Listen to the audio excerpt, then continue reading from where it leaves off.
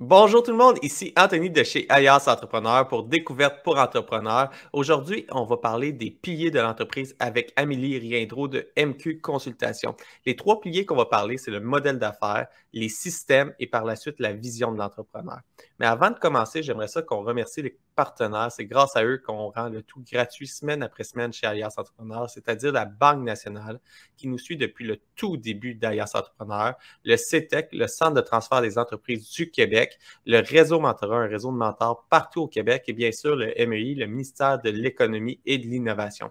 Avant de commencer l'entrevue, j'aimerais ça vous demander un petit service. Si vous aimez le contenu qu'on crée, vous aimeriez nous supporter, nous donner un petit coup de main. Il y a quelque chose que je vous invite à faire qui ne coûte rien, qui nous donne un très gros coup de main, c'est-à-dire de faire un like, un partage, un commentaire, de vous présenter, de nous dire c'est quoi votre entreprise, de nous laisser une note, vous abonner à nos plateformes. Ça nous aide beaucoup à faire voir notre contenu semaine après semaine et de le garder gratuit pour les entrepreneurs, aider les entrepreneurs du Québec à passer au prochain niveau. Mais sans plus tarder, j'aimerais ça dire bonjour, Émilie. Amélie. Allô, Anthony. Je vais Enchantée. avoir de la difficulté avec ton nom, Amélie, aujourd'hui parce que ma femme s'appelle Émilie. Alors, Oh my God. C'est ça, vrai que mon alter ego, c'est Emily in Paris. Fait que tu peux m'appeler Emily, ça me dérange pas. parfait, mais je vais faire un effort pour t'appeler Amélie. J'aimerais ça commencer par que tu te présentes. Alors, c'est qui Amélie de MQ Consultation? Amélie de MQ Consultation est coach, est consultante, elle est présidente, directrice générale, beaucoup de chapeaux, créatrice de contenu. Vraiment passionnée de l'entrepreneuriat, passionnée de la santé. Je suis vraiment quelqu'un qui aime la vie, j'aime voyager. C'est ça. Je suis marraine, sœur et beaucoup de chapeaux en même temps, puis j'aime tous mes chapeaux. C'est super. C'est la réalité de la majorité des entrepreneurs. On porte plusieurs chapeaux. On a le chapeau du directeur général. Souvent, on a le chapeau des opérations. Il faut livrer les mandats qu'on va chercher. Il faut livrer les produits, vendre en ligne, même le chapeau de conception web. Alors, c'est la réalité de plusieurs entrepreneurs. Puis, je suis vraiment content de te recevoir, Amélie, aujourd'hui sur le podcast pour parler des pieds de l'entreprise. Parce qu'on l'a dit en introduction, on va parler du modèle d'affaires. Par la suite, des systèmes à mettre en place pour préparer la croissance puis la vision d'entreprise, parce que s'il n'y a pas de vision, ça va être difficile d'apporter le bateau à la direction, à l'endroit où est-ce qu'on veut l'apporter. Mais on va commencer avec le premier pilier, le modèle d'affaires. Euh, Pourquoi que c'est important, Amélie, d'avoir un bon modèle d'affaires, puis de s'assurer que notre modèle d'affaires va nous permettre de supporter la croissance qu'on va aller chercher? Bien, premièrement, je le dis souvent aux entrepreneurs avec qui je travaille, mais il faut apprendre à se connaître comme entrepreneur, puis il faut comprendre aussi son modèle d'affaires, son potentiel. Je dis souvent à mes clientes de créer une entreprise qui travaille pour elle et non contre elle, puis c'est souvent en apprenant à se connaître, puis en apprenant à connaître nos forces, puis notre expérience, puis qu'est-ce qu'on peut vraiment apporter au marché, qu'on est capable de comprendre vers quel modèle d'affaires se tourner. Que tu sois travailleur autonome ou entrepreneur, que tu veux un projet de croissance de plusieurs millions, aller public, peu importe, tu dois apprendre à connaître qui tu es comme entrepreneur, puis qu'est-ce que tu es capable vraiment de faire, puis c'est quoi tes forces. Pour commencer, c'est sûr, définitivement parce que tu vas commencer seul au début. Donc, construire un modèle d'affaires qui fit avec tes forces puis avec tes faiblesses, ça va être définitivement important. Si tu n'es pas bon en création de contenu, c'est sûr que peut-être que de faire un modèle d'affaires plus basé sur le marketing d'influence, c'est peut-être pas l'idéal. Donc, je pense qu'il y a une grosse partie qui correspond à la connaissance de soi quand on essaie de construire son modèle d'affaires, quand on se lance ou quand on se démarre, d'y aller avec ses forces pour commencer parce qu'on va commencer seul. Fait que c'est sûr que si on commence avec ses faiblesses, ben, ça va être vraiment plus difficile pour commencer. J'avais une grande force de communication. J'étais très bonne communicatrice quand j'ai commencé, donc je suis allée avec ma force, j'ai créé sur les médias sociaux en premier. Si j'avais pas eu cette force-là, j'aurais peut-être commencé par autre chose. J'aurais peut-être fait autre chose, puis j'aurais compris c'est quoi mes forces et mes faiblesses pour en tirer la meilleure épingle de mon jeu, en fait. Par exemple, si ta force aurait été plus en point de vue rédaction, tu aurais pu commencer avec une super de belle infolette performante pour aller acquérir ta clientèle. Ouais, Si ta force aurait été plus en one-on-one, ça aurait peut-être été commencer avec des cold calls. Alors, il y a plusieurs aspects, mais j'aime beaucoup le point de commencer avec tes forces. vraiment. Puis ça, c'est la base, selon moi, d'un modèle d'affaires qui réussit, puis qui est en alignement avec la vision de l'entreprise, où est-ce que tu veux l'amener aussi, c'est sûr. Mais comprendre ton modèle d'affaires, c'est aussi de comprendre où est-ce qui est le profit là-dedans. Donc, c'est quoi qui va être vraiment profitable? C'est quoi qui va ramener de l'argent à la fin, que tu sois une OBNL comme vous ou pas une OBNL, pour quand même voir où est-ce que l'argent va être pris, où est-ce qu'elle va être réinvestie, puis c'est où est-ce que ça va être le plus bénéfique pour autant ses clients que l'entreprise. Fait que ça, c'est la base. Puis il y a beaucoup de gens au début qui ne comprennent pas tellement ce concept-là de dire qu'est-ce qui est le plus profitable. Puis c'est vraiment de s'arrêter puis de faire OK, qu'est-ce que nos clients aiment le plus? C'est quoi qui est vraiment notre élément différenciateur? Puis où est-ce qu'on va pouvoir maximiser les profits là-dedans? Puis pas de se perdre en essayant plein de choses. C'est de se concentrer sur vraiment son modèle d'affaires puis de l'optimiser au maximum. J'ai trouvé quelque chose que tu viens de dire qui est super pertinent, que c'est, je peux voir qu'est-ce qui est le plus profitable, mais il y a aussi qu'est-ce que mon client aime le plus. Puis qu'est-ce que mon client aime le plus, c'est pas nécessairement qu'est-ce qui est le plus profitable, puis ça va peut-être être plus profitable pour mon entreprise de pousser qu'est-ce que le client aime le plus que le produit qui est le plus profitable dans mon organisation. Définitivement. Puis c'est sûr qu'il y a toujours des losers, tu sais, dans son entreprise qui sont peut-être pas le plus profitables, mais qu'au bout de la ligne, ça te permet de faire croître ton entreprise. Puis au bout de la ligne, c'est ça qui est le plus profitable sur le long terme dans ton entreprise. Fait que c'est juste de comprendre ce modèle-là, puis de voir est-ce que c'est un loser sur le court terme et un gagnant sur le long terme?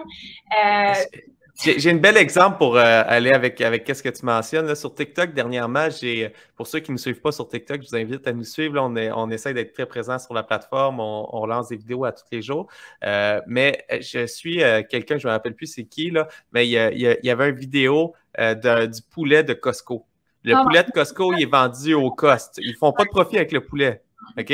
Mais ça attire tellement de clientèle que quand la personne vient acheter un poulet qui ne font pas d'argent, il achète souvent plusieurs autres produits, puis la facture moyenne fait qu'elle augmente, puis c'est très profitable de vendre un poulet qui ne fait pas de profit. Alors, je trouve que c'est un beau parallèle avec ce que tu viens de mentionner. Bien, définitivement. Puis, tu sais, même en ligne, si on regarde, là, il y a beaucoup de gens qui vont faire, par exemple, des essais gratuits. Tu sais, il y a plein de plateformes en tech qui c'est des essais gratuits. C'est pas payant de faire ça. Ça leur coûte de quoi? Parce qu'il faut qu'ils fournissent le support, il faut qu'ils fassent ci, il faut qu'ils fassent ça. C'est pas gagnant de le faire, mais dès que tu as rentré tes informations de carte de crédit, des fois, c'est comme tellement un no-brainer de continuer de le payer parce que tu as tellement eu de bénéfices dans l'essai gratuit. Fait que je pense qu'il y a tellement d'exemples comme ça que des fois, ça ne paraît pas nécessairement profitable sur le début, au moment où est-ce que tu le lances. J'ai lancé un membership il n'y a pas si longtemps. Puis c'est drôle, je vais te donner le même exemple. Je voulais vraiment que les gens fassent un premier pied dans la porte, qu'ils rentrent puis qu'ils voient c'est quoi mon univers, comment je peux les aider. Puis, c'est drôle parce que ce membership-là, ça fait 1 an qu'il existe, puis on a 20% de ces gens-là qui viennent après dans nos autres services. Puis, ce membership-là ne nous a pas nécessairement amené énormément de clientes, mais il y a beaucoup de gens qui en ont parlé parce qu'il y avait plus de gens dans le membership. Fait que les gens qui ont parlé du membership ont amené des clients qui veulent entrer dans nos services qui sont vraiment profitables. Fait que, tu sais, des fois, il faut juste voir, OK, un petit peu plus, comme comprendre son modèle d'affaires, vraiment, juste comprendre c'est quoi qui est payant, c'est quoi qui fait du sens.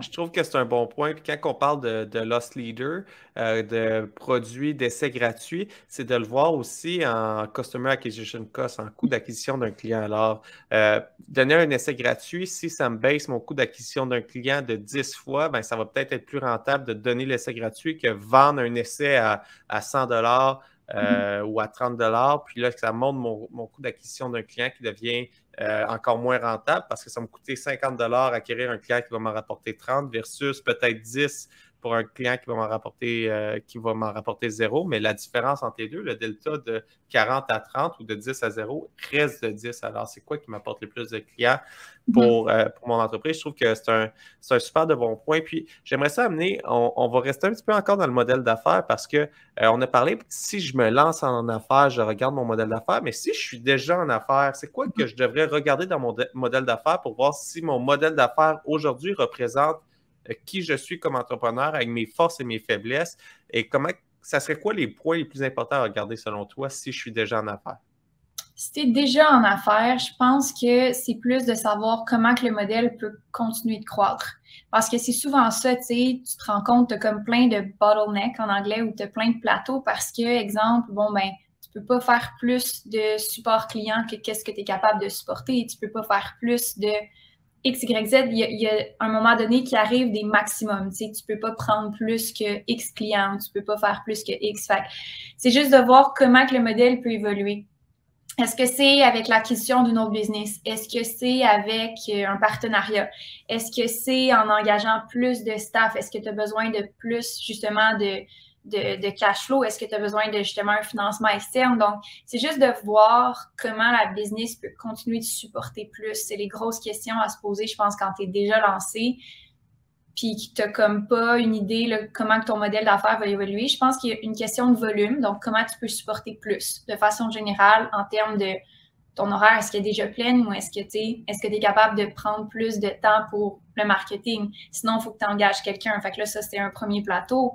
Je peux voir plein de plateaux comme ça, mais essentiellement, le volume. Es-tu capable d'avoir plus de volume? C'est le nerf de la guerre de tous les entrepreneurs. Après ça, c'est est-ce que tes opérations peuvent soutenir plus? Donc, pas seulement avoir le volume, mais gérer le volume. Donc, pas juste avoir plein de clients, mais savoir bien les servir puis être capable de donner une belle expérience. Fait que, comment ton modèle peut supporter encore plus de services, encore plus de satisfaction client. Ça, c'est la deuxième chose. Puis comment tes finances peuvent suivre aussi. Parce que là, souvent, ça demande plus de financement pour avoir plus de clients. Ça demande plus de ressources pour donner plus de services, mais il faut que les finances aussi, ça suive. Fait que, tu sais, est-ce que le cash flow est là? Est-ce que la projection, ça fait du sens? Est-ce que c'est encore profitable? Donc, tous ces éléments-là doivent suivre, je pense, quand tu te poses ces questions-là. Point de vue cash flow, on a une belle discussion avec Geneviève Pesant dans les Essentiels LTA, qui c'est disponible en podcast sur calculer le cash flow, calculer quand est-ce que tu fais la dépense et calculer quand est-ce que l'argent va rentrer de ta vente. Puis, désolé, ce delta-là, il faut le prévoir pour dire, OK, là, je vais aller sur une croissance, je vais acheter peut-être du matériel, je vais payer des employés pour offrir le service, puis ma vente peut rentrer 60, 90 jours, 120 jours plus tard, mais il faut financer ce delta-là d'avance. Si on se prend d'avance, c'est plus facile que plus tard. Puis, j'aimerais ça juste résumer. Si je comprends bien, si je suis déjà en affaires, je peux regarder, est-ce que mon temps que j'investis est bien dans mes forces? La même chose qu'en démarrage est bonne, mais aussi de regarder sont où mes goulots d'étranglement aujourd'hui et futur dans le temps. Si je rentre 50 commandes de plus, là, est-ce que c'est où que ça va accrocher? Est-ce que c'est au point de vue vente? Est-ce que c'est au point de vue opération? Est-ce que c'est au point de vue livrable? Puis commencer à travailler sur ces points-là. Puis là, ça va nous amener au deuxième pilier, que c'est les systèmes d'automatisation pour justement prévoir cette croissance-là. Alors, je suis en affaires, j'ai remarqué des goulots d'étranglement, j'ai remarqué que je n'étais pas efficace sur certains endroits. Ça serait quoi les premiers systèmes d'automatisation que tous les entrepreneurs devraient mettre en place? J'aime ta question, puis j'aimerais commencer par définir système parce que justement, il y a beaucoup de gens qui associent le mot système à automatisation, comme, OK, ma business va être sur automatique, je vais générer des revenus passifs ou peu importe, je vais automatiser ma business. C'est vraiment trendy en ce moment. En tout cas, moi, de mon côté, je vois ça partout. Le mot système, ça regroupe, oui, des automatisations, mais ça regroupe aussi des systèmes, un standard d'opération, des systèmes qui s'occupent de l'entreprise. Fait que, tu sais, exemple, on a un système de lancement. À chaque fois qu'on fait un lancement, on a des standards d'opération pour faire ce lancement-là. Donc, notre système travaille pour nous, mais ça se fait pas sur le pilote automatique.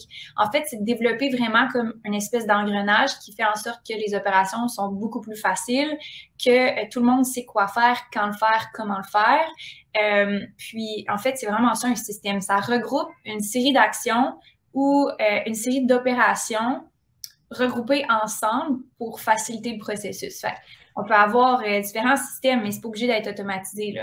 Alors, si je comprends bien, un système ne veut pas dire un logiciel informatique.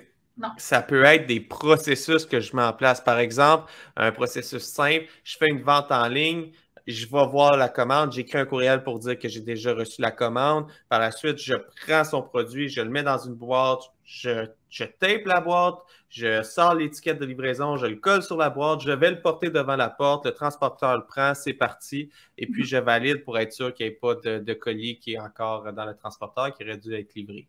Ouais, Ça pourrait être un système de processus. Exactement. Ça, c'est un système de livraison. Fait que dans le fond, ça fait partie des opérations de livraison. Fait qu'on regroupe toutes les opérations à un même endroit.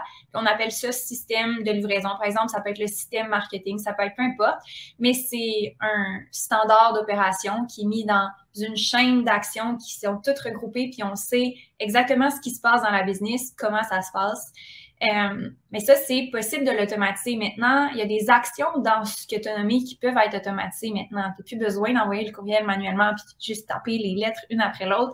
Juste personnaliser le courriel pour chaque personne. Ça peut être fait automatiquement maintenant avec des systèmes qui supportent tous ces systèmes-là. Donc, il peut y avoir de l'automatisation derrière ça maintenant, puis tant mieux parce que les business en ont vraiment besoin. Mais je pense que là où est-ce que les entrepreneurs peuvent utiliser d'un peu plus de stratégie, c'est de prendre un pied de recul, juste voir c'est quoi les systèmes, les composantes de ma business. C'est quoi qu'on fait en marketing? Est-ce qu'on peut le standardiser? Est-ce qu'on a un podcast à chaque semaine? Bien, c'est quoi qu'on a besoin de faire? C'est quoi les étapes?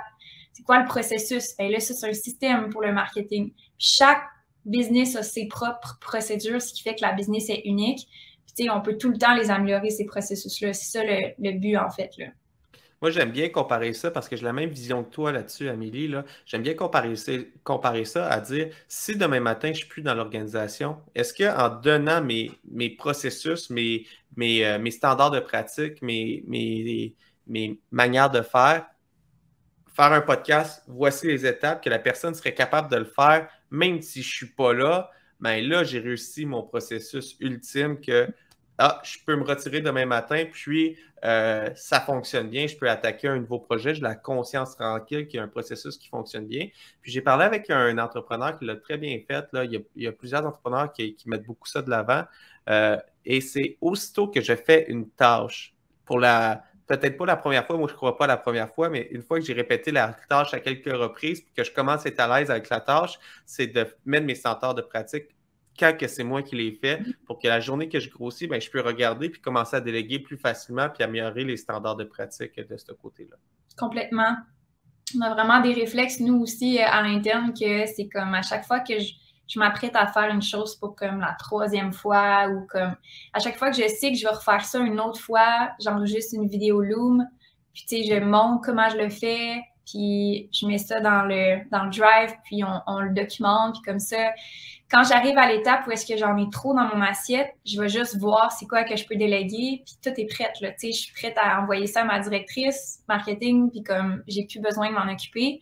Fait que ça, c'est vraiment un gros point d'accélération de croissance parce qu'on perd pas le temps à répéter des choses ou, tu sais. Puis j'aime beaucoup ce point-là parce que souvent, on a le défi comme travailleur autonome d'engager notre premier employé. Mais si pendant que je l'étais, j'ai documenté, je vais engager le premier employé, puis je vais déjà pouvoir lui transmettre des tâches, puis il va être efficace beaucoup plus rapidement. Parce que moi, quand j'ai commencé, Amélie, en toute transparence, je trouvais que c'était une perte de temps à documenter. Je suis comme, hey, je le fais, je trouve ça facile. Pourquoi je perdrais mon temps à le documenter pendant que je fais ça, je n'accomplis pas une autre tâche? Mais quand j'ai commencé à engager mes premiers employés, j'ai fait, oh, OK, là, j'ai des problèmes. Puis la mise en place de système, que mon employé soit à l'aise, ben, il y a eu des frictions, puis c'était pas top pour l'employé. Bien, en fait, il y a tout le temps des ajustements à faire. Fait que, comme j'ai dit, c'est jamais vraiment parfait. Puis il ne faut pas que ça le soit parce que, tu sais, je ne sais pas c'est qui a dit ça, mais je pense que c'est dans un podcast de Tim Ferriss. Un de ses invités a dit une business, c'est comme un chaos bien organisé. Fait que, tu sais, des fois aussi, c'est correct là, que ça soit pas comme parfaitement écrit. Puis, tu sais, mes clients, des fois, ils me disent Amé, pourquoi tu me fais faire ça? C'est l'enfer, c'est difficile, comme c'est long, c'est plate. Je comprends. Tu n'es pas obligé d'être dans la perfection. Là. Tu peux juste faire une vidéo, puis trouve-toi une façon que ton équipe comprenne ce que tu dis, que ça soit clair, puis c'est correct, là. Tu sais, c'est pas obligé d'être parfait, là. Il faut être conscient qu'on ne sera pas complètement absent non plus. On va lui donner, mais on va être là pour le supporter. Puis j'aime ton comparable parce que si on atteint la perfection, probablement qu'on va avoir passé trop de temps à atteindre la perfection. Alors, c'est un juste milieu entre il faut être organisé, le parfait chaos, il faut être organisé, mais il ne faut pas avoir perdu trop de temps pour le rendre parfait. Puis la perfection va venir avec le temps. Justement, j'ai écouté une vidéo, une conférence dernièrement que le conférencier, je ne me rappelle plus le conférencier, mais il disait, comme entrepreneur, il faut faire les choses rapidement, il faut que ça soit bien fait. Mais il ne faut pas que ça soit parfait pour que la journée que tu engages la meilleure ressource, le meilleur au monde pour faire ce travail-là, ben, il faut qu'il soit capable de l'améliorer pour le rendre à un nouveau standard. Fait que lui, il va passer le temps pour le rendre parfait. J'avais beaucoup aimé cette image-là. Oui, clairement. Ben, c'est une belle façon de voir les choses, c'est que c'est une business tout le temps en progrès, là. Donc, c'est sûr que si on attend que ça soit parfait pour progresser, justement, ben, il y a quelque chose, clairement, que tu ralentis ta croissance, là, en voulant faire en sorte que ça soit parfait avant de continuer. Puis ça ramène beaucoup à la vision, je pense, qui est le dernier point, que, tu sais, tout ça est vrai. Quand tu es clair avec ta vision, tu n'as pas le temps de perdre ton temps dans les standards d'opération. Tu les délègues, c'est fait, c'est parfait. Bien là, on passe à un autre sujet, puis on ajoute des processus. C'est ça le but, c'est d'ajouter des processus sans que les processus existants ils s'écroulent. C'est ça. Puis quand on parle de vision, comment qu'on détermine la vision de notre entreprise? Parce que c'est galvaudé un petit peu partout. La vision, c'est important. Il faut avoir une mission, une vision claire.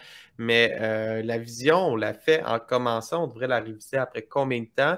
Puis on devrait avoir une vision sur combien d'années pour notre entreprise?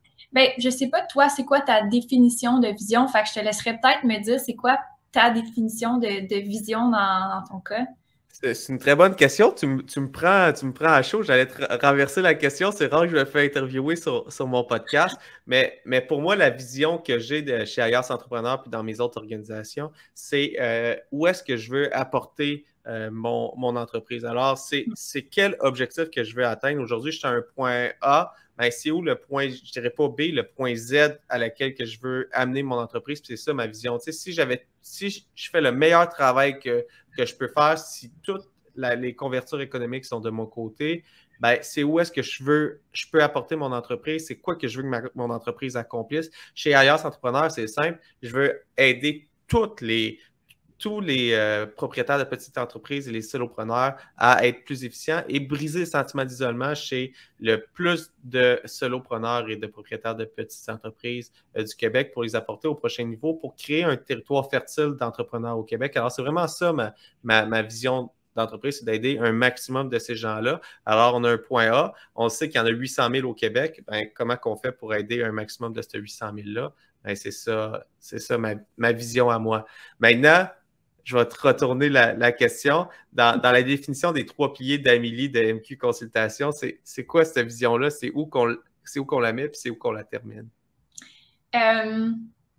Dans mon cas à moi, puis mon histoire, c'est vraiment que je me suis lancée, j'étais entraîneur personnel. Tu sais, je me suis lancée en ligne, je savais absolument pas ce que je faisais. Puis j'avais pas vraiment, tu sais, j'avais comme une vision, là, mais c'était pas vraiment clair. Puis, tu sais, je l'ai vraiment défini avec le temps, ma vision, tu sais. Fait qu'au début, c'était pas ça, j'étais pas coach, j'étais pas consultante, j'avais pas ce rôle-là non plus en tête. Puis je pense que pour moi, la vision, c'est juste quelque chose qui se définit à travers le temps, avec l'expérience, puis en réponse à ce que je reçois comme information. Je fonctionne beaucoup comme ça, j'écoute beaucoup ce que mes clients veulent, j'écoute beaucoup ce que le marché a besoin, puis je réponds à ça. Donc, la vision se travaille autour de ça, autour de mes forces aussi que je réalise, puis autour des forces de l'entreprise. Ça, je pense que ma vision, c'est quelque chose qui se bâtit à travers le temps parce que ce que je croyais possible il y a un an, impossible il y a un an, maintenant, je trouve que c'est possible en ce moment. Donc, tu sais, j'essaie de ne pas me limiter avec une vision parce que ça évolue vraiment souvent. Puis des fois, pas dans la direction que j'avais imaginée, fait que je me laisse vraiment une ouverture là-dessus. Je pense que là où est-ce que j'ai fini ma vision, dans mon cas, c'est vraiment c'est quoi la mission de l'entreprise, puis comment on fait pour tout le temps challenger ça. Donc, tu sais, ça ressemble vraiment à ce que tu as dit, là. La mission, c'est d'aider des femmes à voir c'est quoi leur potentiel en affaires, donc reconnaître leur potentiel, exploiter leur potentiel, puis leur permettre de vivre une vie en alignement avec ce qu'elles veulent, parce qu'il y a cet aspect-là de l'entrepreneur derrière l'entreprise, un peu comme toi aussi, qui est important pour moi, parce que c'est la raison pour laquelle je me suis lancée en entrepreneuriat. Fait que tant que je suis en alignement avec cette mission-là, je pense que je vais m'en aller dans la bonne direction au niveau de la vision, puis les choses, les informations, puis les prochaines étapes vont venir. C'est ma définition. J'adore ça, puis c'est de rester aussi conscient avec le why. Alors, moi, je me rends compte que je t'ai donné beaucoup plus mon why, notre mission, que notre vision. Et puis, si je peux compléter, la vision que j'ai chez Alias, c'est qu'on devienne la meilleure firme en marketing de contenu pour aider les OBNL et les entreprises qui veulent contacter les entrepreneurs pour être le plus efficient possible. Fait que ma vision, c'est de devenir la meilleure firme en marketing de contenu, créer le meilleur contenu possible, être capable de toucher l'entrepreneur au bon moment et qu'il soit content que je lui ai transmis l'information que j'ai à le transmettre. Alors, c'est ça la vision qu'on a dans l'organisation. C'est ça que je demande à l'équipe de faire. Et puis, pour ceux qui ont de la difficulté avec ça, il y a un super de bon vidéo qui est en anglais malheureusement, mais le Why de Simon Sinek qui explique comment faire le Why or What. Il y a un livre aussi que c'est Start with Why, que j'ai adoré cette lecture-là. Alors, ça commence par ça. Alors, la vision est attachée beaucoup à ton pourquoi, mais c'est où est-ce que je veux amener. Puis quand on atteint la vision, qu'on voit que ça change, il faut le dire que ça a changé. Il faut se remettre en question, puis amener l'entreprise à l'endroit où est-ce qu'on veut l'amener. Oui, puis je vais faire du pouce là-dessus parce que c'est vrai que la vision ultime, tu sais, je pourrais dire c'est quoi aujourd'hui MQ Consultation. On veut être, tu sais, je vois vraiment un service personnalisé pour les femmes qui leur permet d'être suivies et accompagnées vraiment une étape à la fois dans leur parcours entrepreneurial, puis qu'il y a une communauté pour le faire, à travers un service qui est vraiment pour elles, qui est fait personnalisé à leurs besoins. C'est la vision ultime, puis on va être la firme la plus grosse en consultation pour les femmes au Canada. Ça, c'est dans ma vision. Mais après ça, peut-être que cette vision-là va se transformer au fur et à mesure des années en considérant les besoins des clientes, tu sais. Fait que, tu sais, c'est ça que je pense qu'on veut dire, c'est que la vision, ça peut s'ajuster, mais il faut tout le temps que ça reste centré sur le pourquoi qu'on le fait, là. Puis plus que l'équipe grossit, plus que je me suis rendu compte que c'est important d'avoir une vision claire parce que tes décisions vont être prises en fonction de ta vision que tu as. Alors, les projets qui vont se présenter à toi, est-ce que c'est un projet que je devrais faire? Est-ce que ça me rapproche de ma vision ou ça m'éloigne de ma vision? Ben, c'est là que ça va prendre en considération. Puis si le projet, je veux vraiment y aller, c'est peut-être de remettre en question la vision pour l'aligner avec le nouveau projet qui s'est présenté à toi. Ben, écoute, Amélie, j'ai adoré la discussion qu'on vient d'avoir. Pour conclure, est-ce que tu aurais quelque chose que tu aimerais transmettre aux entrepreneurs, un message que tu aimerais dire aux entrepreneurs pour les aider à aller plus loin dans leur organisation? Tu me prends par surprise. J'ai rien comme ça qui me vient. Je pense que c'est, moi, une thématique, un message pour moi en ce moment. De rester soi-même, puis d'avoir, de se sentir bien à être soi-même dans son processus en ce moment. Ça, c'est mon message à moi. Que le moment où est-ce que vous êtes dans votre business en ce moment, vous avez toutes les ressources pour dealer avec la situation actuelle que vous dealez, puis que vous êtes suffisante, vous êtes suffisant, puis de rester vous-même là-dedans, d'être intègre, que vous êtes rendu là, vous êtes capable de dealer la situation qui est présentée devant vous en ce moment, puis une étape à la fois. Ça, c'est mon message à moi, mais j'espère que ça peut aider quelqu'un d'autre. Ben, écoute, c'est un super de bon message. On a fait une conférence sur où est-ce qu'il s'en va le marketing en 2022-2023, puis c'était l'authenticité qui a pris la place en vigueur. Alors, rester soi-même va dans cette lignée-là. C'est un super de beau message, Amélie. Merci beaucoup aux gens de nous avoir écoutés. J'aimerais ça remercier encore nos partenaires, la Banque nationale qui nous supporte depuis le tout début d'Alias Entrepreneur, le CETEC, le Centre de transfert des entreprises du Québec, le réseau Mentorat, un réseau de mentors partout au Québec, et bien sûr le MEI, le ministère de l'Économie et de l'Innovation, qui nous permettent de rendre le tout gratuitement. J'aimerais aussi vous rappeler que c'est gratuit, mais on a besoin de l'audience, on a besoin de vous. Alors, si vous l'écoutez en podcast, ça fait 29 minutes qu'on parle actuellement. Allez vous abonner si vous aimez ce qu'on fait. Laissez-nous une note en étoile. Ça fait quelques épisodes que vous écoutez sur Spotify. Laissez-nous des commentaires sur Apple Podcast, peu importe le système de balado que vous écoutez. Sur YouTube, abonnez-vous à notre chaîne.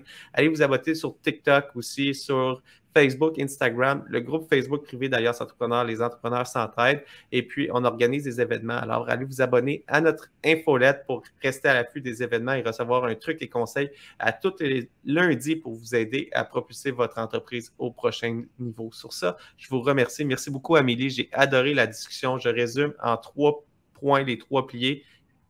Un, modèle d'affaires. Deux, les systèmes, et non seulement les systèmes informatiques, mais les processus en place dans l'organisation. Et trois, la vision. Où est-ce qu'on veut apporter notre organisation et ne pas hésiter à changer la vision avec le temps parce que ça risque d'évoluer la vision de notre entreprise. Merci beaucoup encore, Amélie. Et puis, pour tous ceux qui nous écoutent, on se retrouve la semaine prochaine pour une autre découverte pour entrepreneurs. Merci tout le monde.